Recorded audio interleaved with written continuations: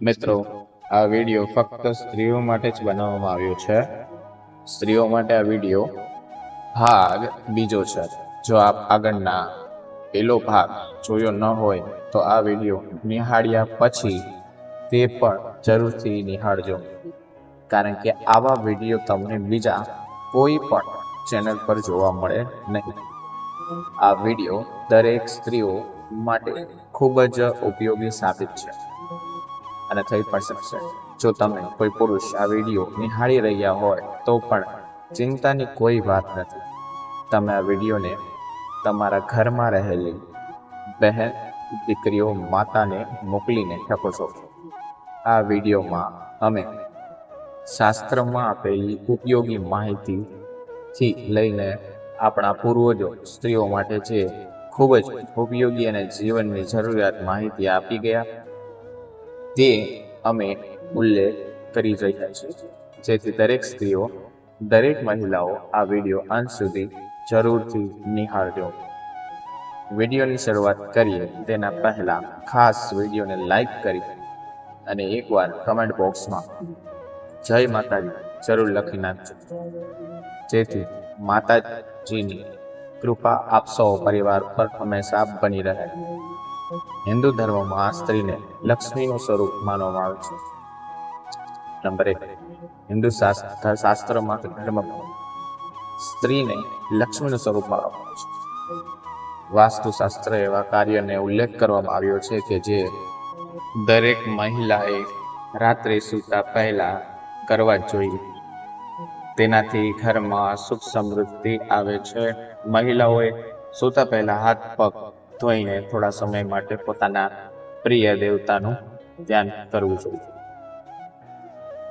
અને તે પછી સૂવું જોઈએ. આ સમય દરમિયાન તમે મંત્રનો જાપ પણ કરી શકો છો. આ આદત આપણા જીવનમાં સુખ, શાંતિ અને સમૃદ્ધિ લાવશે. 2 નંબર, વાસ્તુશાસ્ત્ર અનુસાર સ્ત્રીઓએ રાત્રે સૂતા પહેલા ઘરમાં કપૂર સળગાવવું જોઈએ અને પછી તેને આખા ઘરમાં તેનો ધૂપ આપવો જોઈએ. તેનાથી તમારા નકારાત્મક ઉર્જા દૂર થાય છે. કપૂર બાળ્યા પછી તેનો ધૂપ બેડરૂમમાં પણ ફેરવાય. તેનાથી દાંપત્ય જીવન સુખી બને છે અને પતિ પત્ની વચ્ચે પ્રેમ વધે છે. તમે આ પ્રક્રિયા અઠવાડિયામાં એકવાર પણ કરી શકો છો. 3 નંબર, સૂતા પહેલા ઘરની બધી લાઇટો બંધ ન કરો. ખાસ કરીને ઘરના દક્ષિણ પશ્ચિમ ખૂણાને અંધારું ના રાખવું જોઈએ. જો તમે વધારે પ્રકાશમાં સૂઈ શકતા નથી તો તમે આ ખૂણામાં દીવો પ્રગટાવી શકો છો અથવા અહીં એક નાનો બલ્બ પણ લગાવી શકો છો. એવું માનવામાં આવે છે કે આ સ્થાન પર અંધકારના કારણે પૂર્વજો ગુસ્સે થાય છે.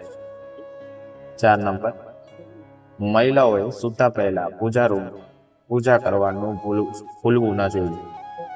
પૂજાખંડમાં પ્રણામ કર્યા પછી જ મંદિર ઢાંકીને સૂવું જોઈએ. આ આદતનો દિનચર્યામાં ઉતારવાની ઘર પર વૈભવ, મહાલક્ષ્મીની કૃપા હંમેશા રહે. 5 નંબર, ખાસ સ્ત્રીઓએ કોઈની પાસેથી મફતમાં રૂમાલ લેવાનો નહીં અથવા તેનો ઉપયોગ ના કરવો જોઈએ.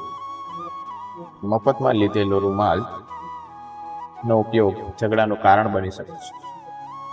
એવું માનવામાં આવે છે કે તમે જેની પાસે રૂમાલ મફતમાં લીધો છે તે ભવિષ્યમાં તમારા સંબંધો બગાડી શકે છે.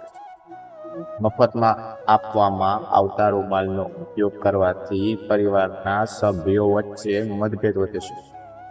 6 નંબર, સ્ત્રીઓએ ક્યારે પણ કોઈ પાસેથી લોખંડની વસ્તુ ના લેવી જોઈએ. લોખંડનો સંબંધ પણ શનિદેવ સાથે છે. કોઈની પાસે લોખંડ કે લોખંડથી બનેલી વસ્તુ મફતમાં લેવી સારી નથી માનવામાં આવતી. એવું માનવામાં આવે છે કે ઘરમાં લોખંડ લાવવાથી ગરીબી, અવરોધ અને તણાવ દૂર થાય છે. આર્યનનો મફતમાં ઉપયોગ કરવાથી જીવનમાં એક પછી એક સમસ્યા આવે છે, જેના કારણે જીવનમાં આર્થિક સ્થિતિ પર પ્રતિકૂળ થવા લાગે છે. 7 નંબર, કોઈ પણ મહિલાઓએ ક્યારેય પણ કોઈની પાસેથી મફતમાં સોય લેવી જોઈએ નહીં. એવું માનવામાં આવે છે કે મફતમાં લીધેલી સોય સંબંધોને બગાડે છે.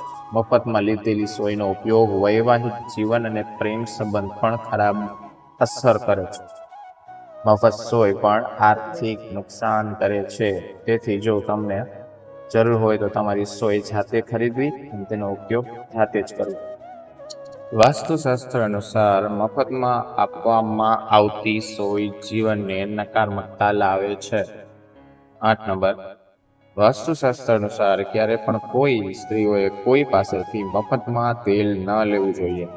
મફતમાં તેલ લેવાથી તમે મોટી મુશ્કેલીમાં મુકાઈ શકો છો. મફત તેલ તમને આર્થિક નુકસાન પહોંચાડી શકે છે.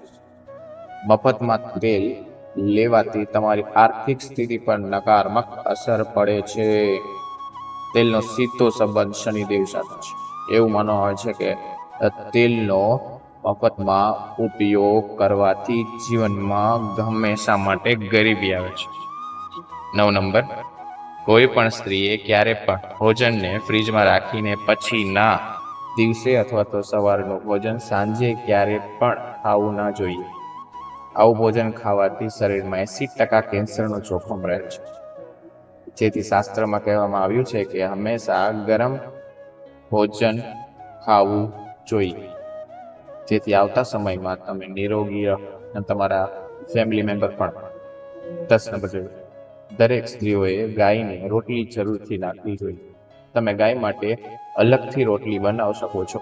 ગાયને દરરોજ રોટલી ખવડાવવાથી તમારા પરિવારમાં ક્યારે પણ કોઈ પ્રકારની મુસીબત કદી પણ આવતી નથી.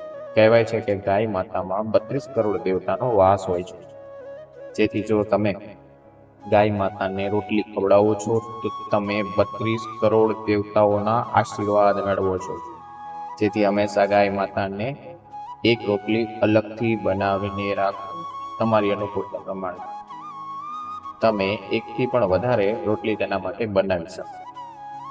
તો મિત્રો, જો આપને માહિતી પસંદ આવી હોય તો ખાસ એકવાર ચેનલમાં સબસ્ક્રાઇબ કરી લેજો, વિડીયોને લાઈક કરી દેજો, કમેન્ટ બોક્સમાં જય માતાજી જરૂર લખજો.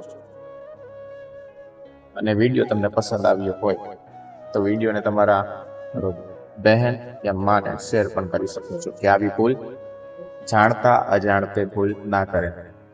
નીચે કમેન્ટ બોક્સમાં તમે પ્રશ્ન પણ પૂછી શકો છો. કોઈ પણ જાતના પ્રશ્નનો જવાબ અમે જરૂર આપશું.